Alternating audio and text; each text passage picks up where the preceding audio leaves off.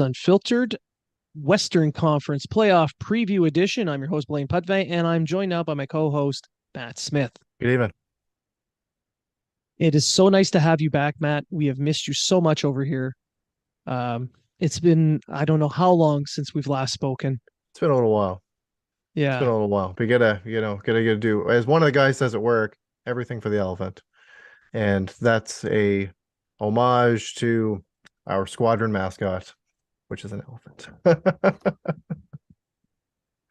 Yeah, it kind of makes sense. Yeah. So yeah, yeah. That's what I've been doing lately. Everything for the Mm. elephant. Yeah, well, the government work will kill you someday. Yeah, one day. Someday. But before it happens, we are going to talk about the Western Conference, and we may as well just dive right into these matchups. We'll Absolutely. start. We'll start in the Central with the first matchup: the Vegas Golden Knights and the Winnipeg Jets. And I mean, this should be a fun series. It will be. There's some really big names out there. Shockingly, and I know this is going to be a surprise to most people, but Mark Stone is back just in time for the playoffs Surprise, when the surprise. when the cap doesn't count. Yeah. So why don't I'll give it to you. What is your thoughts on this series? I think it's one of those ones that can go either way. However, I do see the Golden Knights. They're just a better team. They're just a better team. I think their defense is going to kind of be able to play that physical style, as their forwards are as well. Guys like Colasar, guys like William Carrier, those kind of guys. And then you've got Jack Eichel as well, who is gonna he wants to take his career to the next level. He's been that kind of second place guy for a while. And this is really, I knew, yes, he's not the captain, but this is his team. They went out, they traded a lot to get him. The guy he's got a big contract. He's going to want to perform. It's just getting Stone back, and if he can play to his potential, um, arguably, one of the top defensive, let's say defensive wingers in the league. So if he comes back and he can do anything that he did before, it should be a one of those 6 game series, in my opinion, for Vegas. They went out, they addressed their goaltending. However, I don't know how their goaltending is going to look. If Quick's going to go as a 37-year-old starter, or if we're going to see Boissois, is Logan Thompson going to be healthy? Who knows? Goaltending is going to come down to a big thing. When you look at Winnipeg, you got Connor Hellebuyck, arguably one of the best goaltenders in the league, arguably one of the best, at least in the West. And then it's kind of, you look up and down their lineup. You got Kyle Connor, put the puck in the net, Askin Scheifele, future Montreal Canadian Pierre-Luc Dubois also plays for that team, and Josh Morrissey had a career season. So either way, whoever comes out of this series is going to be banged up, because both these teams like to hit. They like to play that physical style. I think it's going to be an exciting one either way, but I'm going to say Vegas in 6. I'm going to agree with you that Vegas is going to take this series. It might go to 7, but I think 6 is the more likely outcome. The Quick has the experience in the playoffs. He's got 2 Stanley Cup rings. He has led a team that should not have won, an 8th seed, to a Stanley Cup final and win. And you've got Vegas, who have been spending like drunken sailors to Yes. get as much as they can, and they have a team that should make the Cup final. There is no Montreal Canadiens to stop them this time. Yeah. um, but with Winnipeg, I mean, as as strong as Vegas's defensive grouping has been, Winnipeg's doesn't get enough credit. Morrissey has led the way on that blue line. He might even get a couple of Norris votes. That's how well he has done. But in reality, I don't think that blue line with Morrissey and the 5 others, because let's be honest, there's no real star power on that blue line. The reason it's done so well is their goaltending in Right. Connor Hellebuck. Yeah. I think he has carried that team. If they don't get timely scoring from Scheifele, who, as long as he doesn't get himself suspended in the first game, great. Dubois has to show up and want to play. That is a question mark. Does he really want to play? Does he really want to be there? I hope to God he does. I hope he has a great series. I want to see him really play the game that he can, going to the net, using that really large frame to punish the Knights. But the biggest piece is not Nikolai Ehlers or the newly acquired Niederreiter. It is Kyle Connor. Can Kyle Connor score at the pace he is accustomed to scoring in the regular season? If he can, they might be able to pull off the upset with Connor Hellebuck shutting the door. But I don't have that kind of I don't see it. I don't think it's enough. I don't think it's enough. I don't think no. It's I don't know. So I'm going to agree with you on 6 games on that one. Moving on from there is the next series, the big series, the returnee of the Cup champion, Colorado Avalanche, and the upstart, first time ever in the playoffs, Seattle Kraken. Oh, I am so happy to see Seattle make the playoffs. I love this. It's good for the league. I really do. It's good for the league. And those fans in Seattle are amazing. They love their teams there. They love being the underdogs. I mean, you look at every sports team they have in Seattle, the Seahawks, the Mariners, no matter how good or bad those teams are, they are there. And they're showing that with the Kraken. So giving them this little treat of a playoff for a team that's played extremely well through the regular season. I love seeing this. Right. But they're up against the you're playing the Colorado Avalanche. Exactly. Yeah. And as well as good of a season you've had, you're still up against the Cup champion. Yes. So if you want to break it down a little bit, one of my X factors is going to be the fact that Landeskog's not going to be back. And he is a very good playoff player. So hopefully he'll be back next season. He's missed the whole year with a knee injury. However, you still need to deal with 2/3 of that line in Rantanen and McKinnon. Rantanen went on an absolute tear this year, 105 points, 55 goals. And then McKinnon, 6 points more than him in 11 less games, put up 111 points and 42 goals. So one of the marquee players in the league. Then you've got a guy like Cale Makar, who missed time this year, however, still above a point a game. And then you've got these guys that just bring it when it comes to the playoffs. Who's a fan favorite in Montreal, and Arturi Lehkonen. 64 games, he put up 51 points. Like he has found his spot. You forgot Arturi Lehkonen's real first name. Clutch. Yes.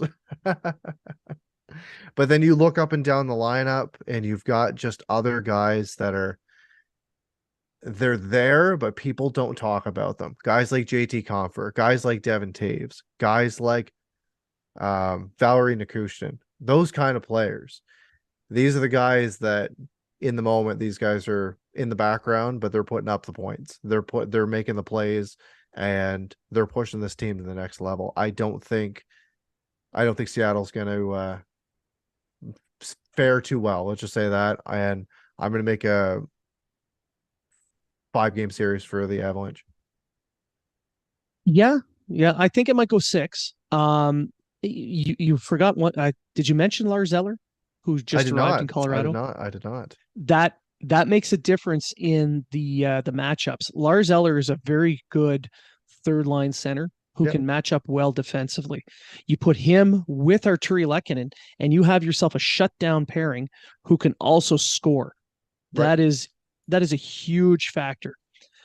Defensively, Cale Makar. if he is 100%, he is 100% taking that series. I mean, it's just Yeah. without a doubt. Um, Bowen Byram is another really high end defenseman whose health dependent, but the team that won the cup last year did it with Darcy Kemper, who was a sub 900 save percentage goaltender. Now they have Georgiev, whose save percentage is 919. That is a full goal per game difference. Right. So they don't have to score as many as they did before. And going into the playoffs, I know Georgiev doesn't have the same, he doesn't have that pedigree in the playoffs, but he's a young goalie who's But very solid. And he this is has the going to, team, but he has the team in front of him. and he has the team in front of him. And to be honest, I think the one player that is not being spoken of enough on this lineup is Mikko Rantanen. I know people talk about him a lot, but 55 goals, Yep. 100 points, 105 points. Yep. They have the pieces. They will win this series. But Seattle's going to make it a very tough series. Even if it's a sweep, it's going to be 1-goal games and there's going to be 3 overtimes. Like it's just going to be a close series. But Colorado just has that little bit extra. They have more finish. They do, and the Yeah. experience and the whole thing. And they've got the star power, whereas Seattle has a lot of second, third line type guys. Yes. And they do have some guys with experience. They do. Yanni Gord has his cup ring, so he could help them along. But the entire Colorado Avalanche, with the exception of 1 or 2 guys, maybe like Georgiev, I think Georgiev's the only one without a cup ring now because Eller showed up with one. Right. So I just, yeah, 5-6 games. That's I think, for yeah, the. I think like it's good for Seattle that they've taken that next step, that they've made the playoffs. They've shown that they can contend within the conference. They're just not there yet. No. And getting a first round matchup against Colorado doesn't help. Doesn't help anyone unless you're Colorado. All right. So the final series So 2 more. is the 2 more. So it's Really? Minnesota, Dallas. Oh, no. But we'll go with the Oilers and the Kings Okay, first. sure. Okay. So this is a rematch from last season's playoffs. Yep. Where the Kings really gave the Oilers a hard time in that first round. And the Kings did not have a couple of their star players. Right. And they still took them to 6. Yeah. This year, it's a different story. The Kings are going in healthy with a little bit more experience, and they've picked up a few extra pieces. Yeah. It's going to be a tough go for Edmonton. I think it will be as well. Another one of those teams, more of a score by committee type team. But their star player in Kopitar, he's getting older, but he can still play, and he can play hard. I think it's going to come down to those kind of players, guys like Kopitar, guys like Danault. What can they do to shut down the top line or the top 2 lines of the Edmonton Oilers, who arguably, put up insane seasons. However, they're not playoff performers. They are regular season performers. They have yet to demonstrate that they can take this success. And yes, they put up big numbers when they're in the playoffs. Don't get me wrong. But as a team, it doesn't matter if you score 6 goals if you're letting up 7. I think that either way, goaltending is going to be a question for both teams. Quick went and they ended up getting Korpisalo. Korpisalo has, since he's been there, he's got a 921 save percentage and a 2.13 goals against. He's putting up pretty good numbers. However, you look at Stuart Skinner. Stuart Skinner he's got the crowd behind him. He's got his teammates' support behind him. And for a young goalie to literally steal the job from Jack Campbell. Jack Campbell came in from the Leafs, good numbers, 5 year, 5 by 5 contract, and within a few weeks he lost the starter's job. So Stuart Skinner is going to be a big X factor in this series, I believe.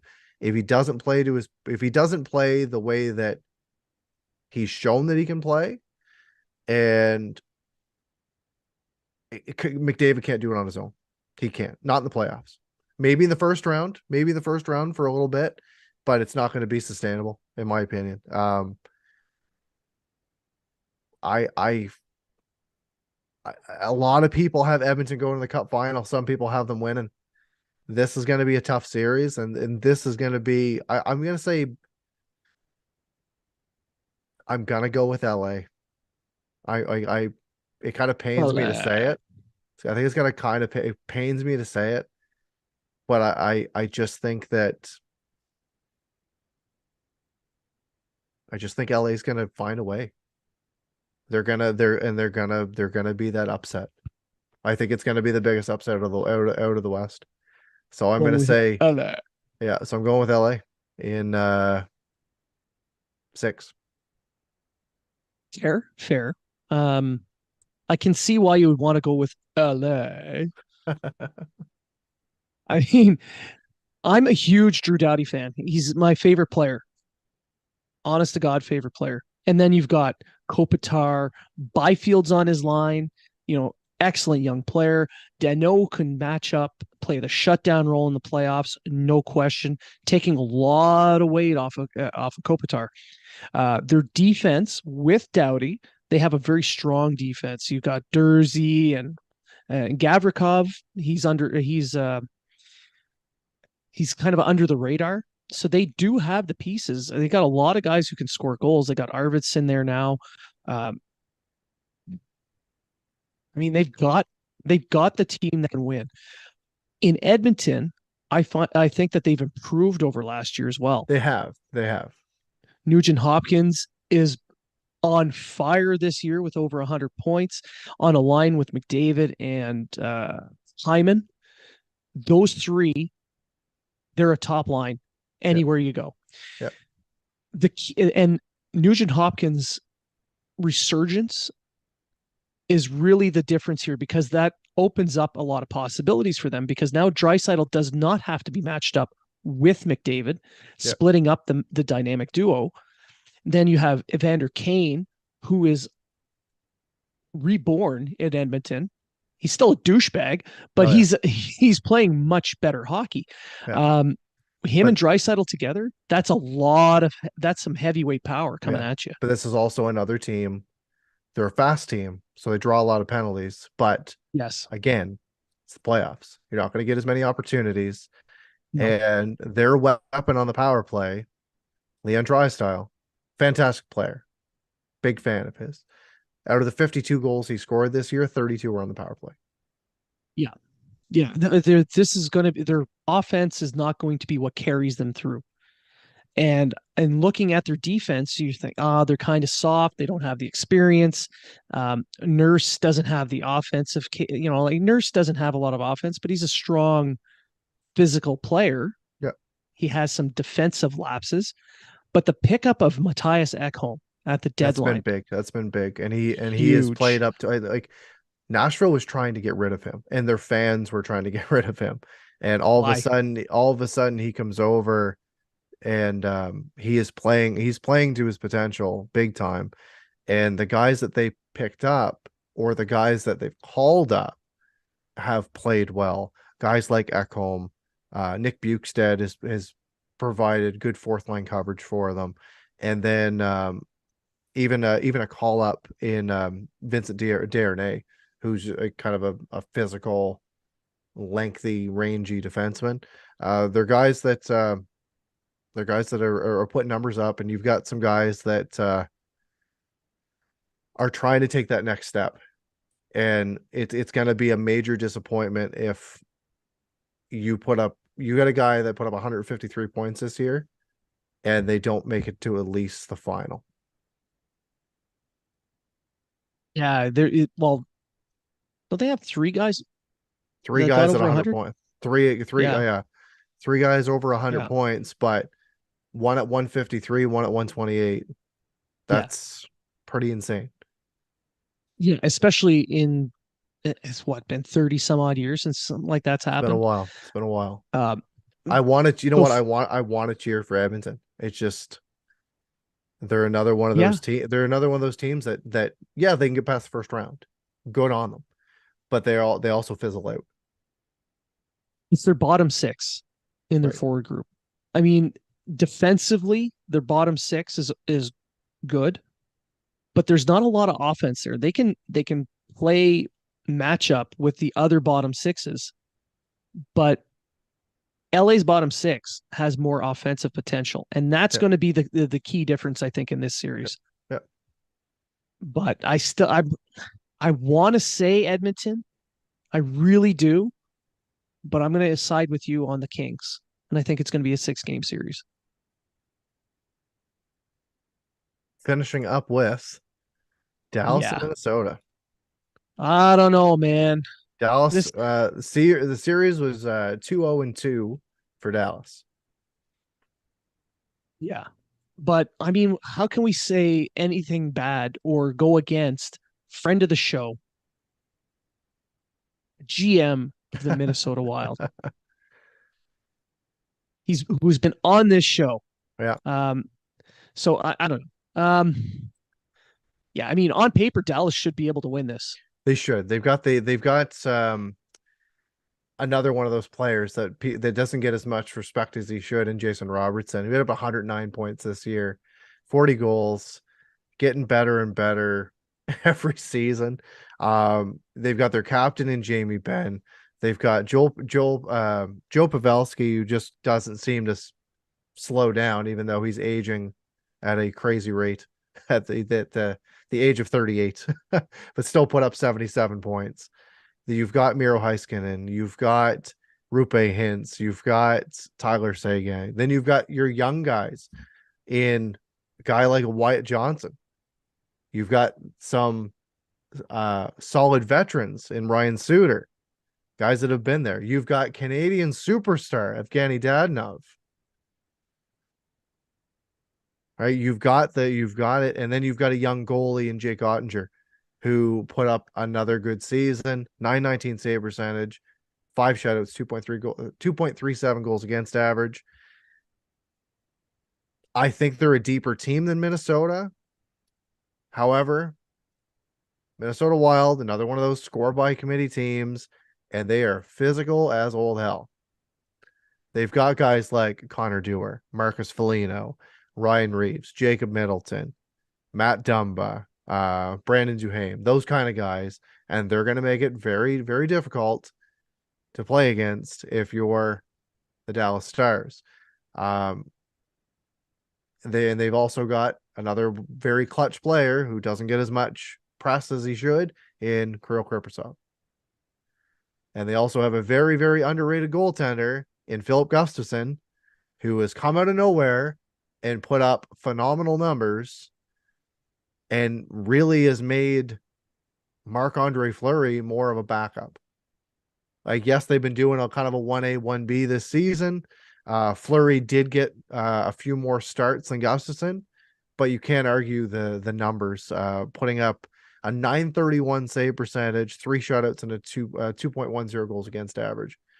For a guy that came in that was supposed to be the backup, he should be the starter going into the series, and he might be a guy that can steal it for them. I think this is going to be a very close series, and I'm thinking it might even go to 7.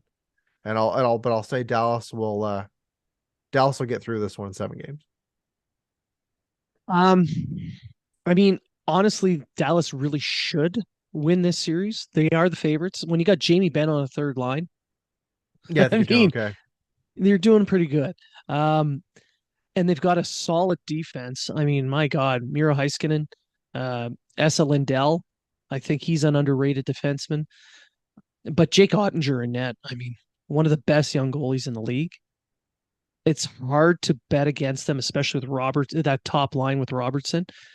But Minnesota, I don't know what it is. They hang in. They They find they ways to win. grind them out. Yeah, they Yeah. find ways. Yeah. And that's what you need in a playoff series. Now, last year they matched up against their Achilles heel, the St. Louis Blues. I don't For whatever reason they just could not beat the Blues all for the last 2, 3, 4 years. The Blues have owned Minnesota. Now they're up against Dallas, the team that used to be Minnesota. And now they're up against them. And like you mentioned, Kaprizov, he's a scoring machine, but it's that grit. You got Hartman, uh, Gaudreau at center, uh, even Marcus Johansson, a little bit of grit. Boldy. Then you go down. You got Marcus Foligno, Ryan Reeves. You, you just have that grittiness to their game, Yeah. and I think that might be the difference. Yeah, they're kind of like the Islanders of the West. Kind of one of those Yeah, teams that just kind of hang in there, can beat the piss out of you. and a lot of the guys, the ones that are the grittier ones, are also the ones that score. Yeah, they can score. Yeah, even a guy like So Erickson Ek, one of those yeah, underrated defensive players. yeah. So if he's back from injury, Eriksson Ek is your instant second line center. Should be your first. This is a guy who can score 30 goals as well, and he Right. can shut down an entire line. So if Ek is healthy and he can shut down that top line for the Stars, then Minnesota's got this. Right. And I think Minnesota's got this one in 7. Okay. It's gonna be a good series. It'll be a We fun one can't to say no watch. to we can't bet against Bill Guerin. I mean, come on. Yeah. You know, we want him back on the show. Yeah. um so yeah, that does it for the West. Any final thoughts? Okay. Couldn't be happier that Jordan Bennington and the St. Louis Blues aren't in the playoffs. I think that I think that he's just like he has made that team for me unwatchable. Cheer against them any opportunity I have. And the thing is, like I like that team. I like Braden Shen. I liked when O'Reilly was there, etc. But I liked Colton Parayko, those kind of guys. But I just he has made that team my like one of my least favorite teams just based on the fact that he's there. So couldn't be happier that they're out of the playoffs. And the surprise for me, the surprise omission was Calgary Flames. This is a team that a lot of people said like, yep, here's your cup contender coming out of the West. Look at the guys that they brought in. They brought in Kadri. They brought in who I thought was an overrated signing to begin with, but they brought in Kadri. They brought in Jonathan Huberdeau that put up a massive, massive season with Florida. And this season, disappointing first year, 55 points. Who, yes, very good on any other team. But after you put up 115 points last season and just signed a $10 million contract, and you just put up underwhelming numbers, then yeah, some people are gonna kind of question what's going on there. But excited for playoff hockey. It's too bad the Canadians aren't going to be involved into it, but we were obviously not surprised at that.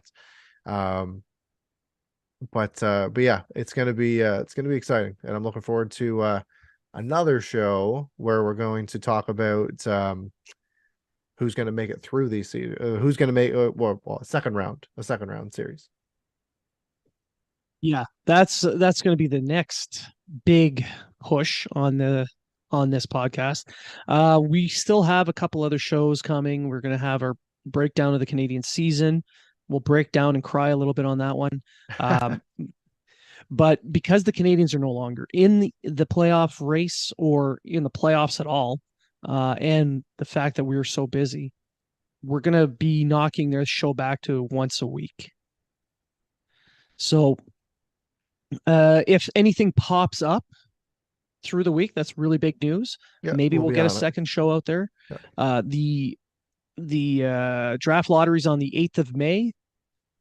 Hopefully we have some good news to talk about. Hell, even second overall would be great. But for the most part, through the summer, it's going to be one show a week. Uh, we will be at the draft, and we will be together at the draft, and we'll probably put out some more content a little bit more often than once when we get out there. But yeah, that's where we're at now. I'm going to be taking over as a chief of a department, so that's going to be a lot of work for me.